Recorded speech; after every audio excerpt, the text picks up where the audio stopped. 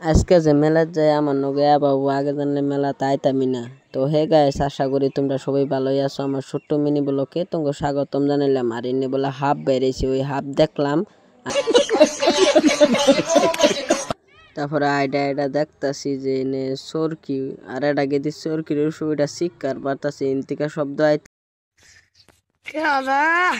তারপরে আইডা দেখতাছি, তারপরে দেখলাম যে এনে বাসন পাতি নিয়া থই দিছে। তুমি যদি বাসন পাতি না গে তাহলে নিয়া হবা।